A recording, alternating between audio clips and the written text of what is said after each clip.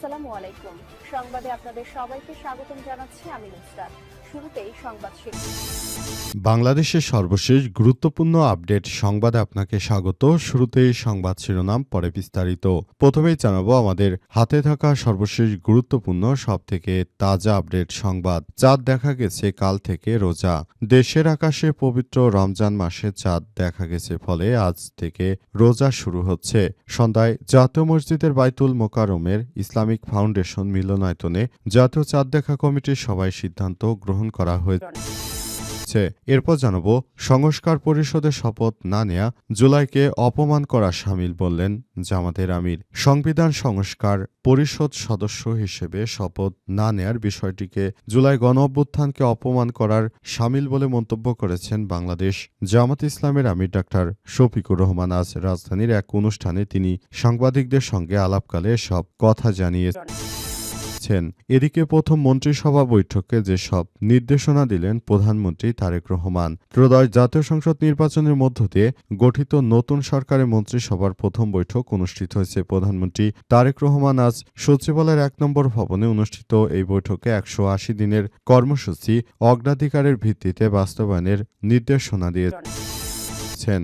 এবারে জানাবো আওয়ামী লীগের সাবেক এমপি সহ ৩ নেতার জামিন। বরিশাল সদর আসনে কার্যক্রম নিষিদ্ধ আওয়ামী লীগের কার্যক্রম আসলে নেতাকর্মীদেরকে এবার জামিন দিতে শুরু করেছে। এই ঘটনার পর সারা বাংলাদেশের থেকে এখন নতুন করে বড় ধরনের সংকট দেখা যাচ্ছে। আওয়ামী লীগের নেতাকর্মীদেরকে জামিন দেওয়ার বিষয়টি নিয়ে অনেকেই বলাবলি করছেন যে আসলে বাংলাদেশে যদি আবার আওয়ামী লীগকে পুনর্বাসনের সুযোগ দেয় বিএনপি, এটি বিএনপির জন্য বড় ধরনের সমস্যা তৈরি করতে পারে। সুতরাং এখন থেকেই তাদের এসব বিষয় নিয়ে সতর্ক হওয়া উচিত। এবং সর্বশেষ জানাবো সংসদ সদস্যদের পেনশন বাতিল করল শ্রীলঙ্কা সরকার। সংসদ সদস্যদের পেনশন বা অবসরকালীন ভাতা বাতিল করেছে শ্রীলঙ্কা। এখন থেকে দেশটিতে কোনো সাবেক সংসদ সদস্য কিংবা প্রাত সংসদ সদস্যদের স্ত্রীরা আর কোনো পেনশন পাবে না। আজ এই ঘোষণা দিয়েছে শ্রীলঙ্কার বিচার বিষয়ক মন্ত্রী হরচানা নানাক্কারা। খবর এপির। প্রিয় দর্শক, এতক্ষণ শুনছিলেন সংবাদ শিরোনাম, এবারে বিস্তারিত। তবে তার আগে বন্ধুরা অনুরোধ থাকবে এই সংবাদটিতে একটি লাইক দিন। এই চ্যানেলে আপনি নতুন হয়ে থাকলে আমাদের সংবাদটি দেখতে দেখতে চ্যানেলটি সাবস্ক্রাইব করে রাখুন। কমেন্ট করে বন্ধুরা আপনার মূল্যবান মতামত জানিয়ে দিন আপনি বিশ্বের কোন দেশ থেকে বা বাংলাদেশের কোন স্থান থেকে আমাদের সংবাদটি দেখছেন এবং শুনছেন। আর বন্ধুরা, সংবাদটি আপনার সোশ্যাল মিডিয়া ফেসবুকে শেয়ার করে বন্ধুদেরও দেখার সুযোগ করে দিন। গাজা যুদ্ধে আপনি যদি নিরীহ ফিলিস্তিনিদের ভালোবেসে থাকেন, কমেন্টে ইয়েস লিখে পুরো বিশ্বকে জানিয়ে দিন। এবারে বিস্তারিত। চাঁদ দেখা গেছে কাল থেকে রোজা। দেশের আকাশে পবিত্র রমজান মাসে চাঁদ দেখা গেছে, ফলে বৃহস্পতিবার থেকে রোজা শুরু হচ্ছে। বুধবার ১৮ ফেব্রুয়ারি সন্ধ্যায় জাতীয় মসজিদ বাইতুল মোকাররমের ইসলামিক ফাউন্ডেশন মিলনায়তনে জাতীয় চাঁদ দেখা কমিটির সভায় সিদ্ধান্ত গ্রহণ করা হয়েছে। সভায় সভাপতিত্ব করেন ধর্মমন্ত্রী শাহ মোফাজ্জেল হোসেন কায়কোবাদ। বৃহস্পতিবার থেকে পবিত্র রমজান মাস শুরু হচ্ছে, আর আজ বুধবার বাদ এশা দেশের মসজিদে তারাবির নামাজ শুরু হয়েছে এবং দিবাগত ভোররাত থেকে সাহরি খাওয়ার মাধ্যমে রোজা রাখা শুরু করবেন ধর্মপ্রাণ মুসলিমরা। দীর্ঘ ১১ মাসের পাপ পঙ্কিল থেকে মুক্ত হয় অপূর্ণ সুযোগ এনে দেয় এই রমজান। পবিত্র রমজানে আগমনে মুসলিম সমাজ ও ইসলামী জীবনধারায় এক বিরাট সাফল্যের সৃষ্টি হয়েছে। রমজান মাস হল ইবাদতের বসন্তের মাস। আল্লাহ পাক ইবাদত পাগল বান্দাদের ক্ষমা করার জন্য সব আয়োজন করে রাখেন। এ মাসে একটি ফরজ আমলের মূল্য অন্য সময় ৭০টি ফরজ আমলের সমপরিমাণ। সুতরাং পবিত্র রমজান মাস এসেছে, যেটা মুসলিম বিশ্বের জন্য অত্যন্ত গুরুত্বপূর্ণ একটি বিষয় এবং এই বিষয়টিকে সবাই যার যার জায়গা থেকে তারা ধর্মীয় দৃষ্টিকোণ থেকে এই বিষয়গুলোকে খুবই গুরুত্ব সহকারে দেখছে। তারা মনে করে যে পবিত্র রমজান মাস আসার ফলে মুসলিম জাহানের সাধারণ মানুষ তারা যেন আল্লাহ পাকের নৈকট্য অর্জন করতে পারে, তারা সেই ব্যবস্থাই গ্রহণ করছে এবং তারা সেই বিষয়গুলোই সামনে আনার চেষ্টা করছে। ইতিমধ্যেই তারা বিভিন্ন বিষয়গুলো সামনে আনার চেষ্টা করছে। সংস্কার পরিষদের শপথ না নেয়া জুলাইকে অপমান করা শামিল বললেন জামাতের আমির।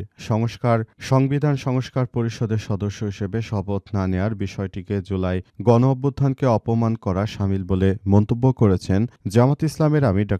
শফিকুর রহমান। আজ রাজধানীতে এক অনুষ্ঠানে তিনি এসব কথা বলেছেন। শফিকুর রহমান বলেন যে সংস্কারের কর্মসূচি নিয়ে আমরা মাঠে নেমেছিলাম, যে আন্দোলন সংগ্রাম হয়েছে, সেই সংস্কারের বিষয়টি বিএনপি যদি এখন অমান্য করে তাহলে সেটি অত্যন্ত দুঃখজনক হবে এবং আমরা মনে করি যে এখন যে নতুন বাংলাদেশ আমরা গড়ে তুলতে চাই, এই বাংলাদেশটাকে আসলে সুন্দরভাবে গড়ে তোলার মধ্য দিয়ে আমরা বাংলাদেশটাকে আরও ভবিষ্যতের বাংলাদেশের দিকে এগিয়ে নিয়ে যেতে চাই। পুরো বাংলাদেশটি আমরা সেভাবে বাংলাদেশের সমস্ত কিছু দায়িত্ব সেভাবেই নিতে চাই, যেটা দেশের জনগণের দীর্ঘদিনের প্রত্যাশিত একটি বাংলাদেশ ছিল, এমন কথাই জানিয়েছেন তিনি। তিনি আরও জানান যে নতুন বাংলাদেশ গড়ে তুলতে হলে এখন থেকে বাংলাদেশের জনগণকে বাংলাদেশের একটি রূপরেখা নিয়ে কাজ করতে হবে। কিন্তু বিএনপির নেতৃত্ববৃন্দরা তারা ক্ষমতায় যাওয়ার আগে কিন্তু যখন নতুন বাংলাদেশ গড়ে তোলার কথা বলেছিল, এখন ক্ষমতায় আসার পরেই তারাই আবার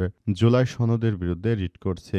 এমন দ্বিচারিতায় দেশের জনগণ কখনোই মেনে নেবে না। তিনি আরও বলেন, এখন আমরা যদি নতুন করে আন্দোলনের ডাক দেই, সেটি বাংলাদেশের অসংখ্য মানুষের মৃত্যু হবে। আমরা মনে করি যে এখন আর সেই তৃতীয় পক্ষকে সেই সুযোগ দেওয়া যাবে না। কিন্তু বিএনপি যদি জনগণের ম্যান্ডেট নিয়ে এখন জনগণের সঙ্গেই প্রতারণা করে, সেটি এদেশের জনগণ কখনোই মেনে নেবে না। তাদের বিরুদ্ধে আবারও মাঠে ঐক্যবদ্ধ হতে হবে, এমনটাই জানিয়েছেন তিনি। প্রথম মন্ত্রিসভা বৈঠকে যেসব নির্দেশনা দিলেন তারেক রহমান। ত্রয়োদশ জাতীয় সংসদ নির্বাচনের মধ্য দিয়ে গঠিত নতুন সরকারের মন্ত্রিসভার প্রথম বৈঠক অনুষ্ঠিত হয়েছে। সেখানে বাংলাদেশের প্রধানমন্ত্রী তারেক রহমানের সভাপতিত্বে আজ সচিবালয় ১ নম্বর ভবনে এই বৈঠক অনুষ্ঠিত হয়েছে। এতে কর্মসূচিতে অগ্রাধিকার এবং এর ভিত্তিতে বাস্তবায়ন নির্দেশনা দেওয়া হয়েছে। বৈঠকে আসন্ন রমজান মাসের সাহারি, ইফতার ও তারাবির সময় নিরবচ্ছিন্ন বিদ্যুৎ সরবরাহ নিশ্চিত করতে সংশ্লিষ্টদের নির্দেশনা দেন প্রধানমন্ত্রী। একই সঙ্গে দ্রব্যমূল্য স্বাভাবিক রাখা, আইনশৃঙ্খলা পরিস্থিতি নিয়ন্ত্রণে রাখা এবং জনগণের জন্য স্বস্তিদায়ক পরিবেশ নিশ্চিত করার উপর গুরুত্ব আরোপ করেন তিনি। বৈঠক শেষে শ্রম ও কর্মসংস্থান, প্রবাসী কল্যাণ ও বৈদেশিক কর্মসংস্থান প্রতিমন্ত্রী মোহাম্মদ নুরুল হক নূর সাংবাদিকদের বলেছেন, জনগণের বিপুল সমর্থনে প্রতিদান দিতে প্রতিমন্ত্রী সুশাসন ও জবাবদিহিতা নিশ্চিত করতে হবে। এই কথায় প্রধানমন্ত্রীর কথা স্মরণ করিয়ে দিয়েছেন তিনি।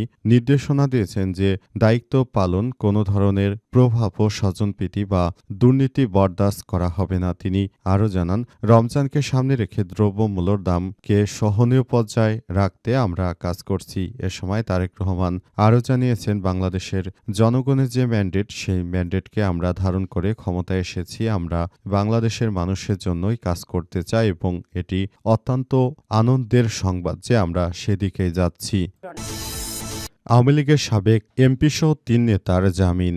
বরিশাল সদর আসনে কার্যক্রম নিষিদ্ধ আওয়ামী লীগের সাবেক সংসদ সদস্য জেবুন্নেসা আফরোজ জামিন পেয়েছেন। একই সঙ্গে নিষিদ্ধ ঘোষিত বরিশাল মহানগর ছাত্রলীগের সাবেক সভাপতি ও সদর উপজেলা পরিষদের সাবেক ভাইস চেয়ারম্যান জসিমউদ্দিন এবং মহানগর যুবলীগের যুগ্ম আহ্বায়ক মাহমুদুল হক খান মামুনও জামিন লাভ করেছেন। আজ দুপুরে বরিশালে অতিরিক্ত চিফ মেট্রোপলিটন ম্যাজিস্ট্রেট আদালতের বিচারক তাদের জামিন আবেদন মঞ্জুর করেছেন। আদালত সূত্র থেকে জানা গেছে, শুনানি শেষে মামলার নথিপত্র পর্যালোচনা করে আদালত এই নির্দেশনা দিয়েছেন। বরিশাল সদর থানার সরকারি নিবন্ধন কর্মকর্তা জিআরও মোহাম্মদ হুমায়ুন কবির জানান, জেবুন্নেসা আফরোজা সহ ৩ জনের পক্ষে আইনজীবীরা পৃথকভাবে জামিন আবেদন করেন। শুনানি শেষে আদালত আবেদন মঞ্জুর করেছে। তবে জামিনের শর্তাবলী সম্পর্কে বিস্তারিত কোনো তথ্য এখন পর্যন্ত জানা যায়নি। এর আগে ২০২৫ সালের ১৭ মে ঢাকায়